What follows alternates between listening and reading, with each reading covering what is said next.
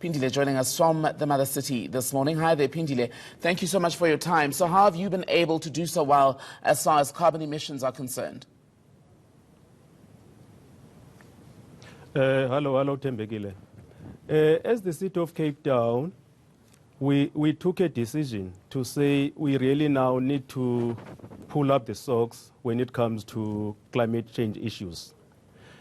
For that reason, we had to establish a directorate that will actually be focusing now on climate change issues, which is the energy and the climate change, which is I am a MECO member for. So we've decided to put focus, because what we saw through the drought that we went through the last year, we could see that now climate change is not something of the future, it is present. So we made it a point that now we are actually focusing a lot on climate change. So that is why we created a directorate that will be focusing on climate change. I'd imagine it helps. So we've got resources, we've got... Please yes. Finish your point. Forgive me, finish your point. Yes. So what I was saying is that we've decided to say, let us now have a unit that will actually be focusing.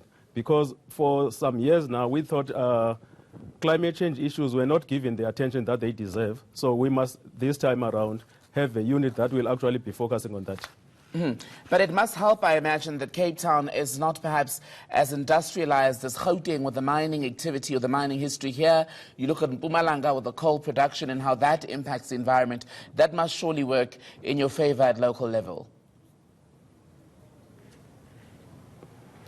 Yeah, it is working. It is working in our favor. But what is very most important for us, more especially for the city of Cape Town, is that we do realize now that we cannot rely on the old ways of doing things.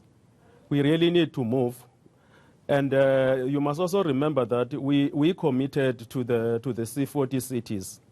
So whatever that we do now must also speak to what the C40 is about, which is about reducing the emissions or carbon, or reducing the carbon emissions. So whatever that we do now, if we are planning, even if we're planning to build some houses, we need to take it into consideration that it will actually not impact on the carbon emissions. Mm-hmm. For instance, I will make an example.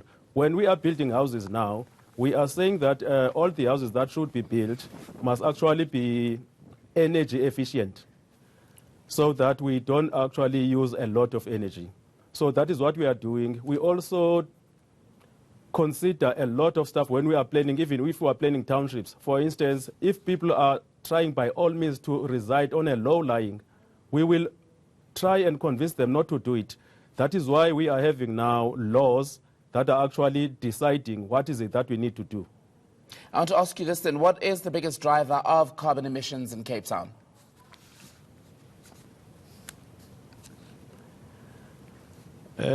Currently, we believe that transport is contributing a lot. That is why we had to introduce now Your My City, which is the IRT. We thought that public transport will be actually contributing to a lot of emissions. But as I've said, we are trying to work with that, because we are now we've introduced My City. We are rolling out My City in more areas, so that people can use the reliable public transport, so we can reduce the number of cars on the road.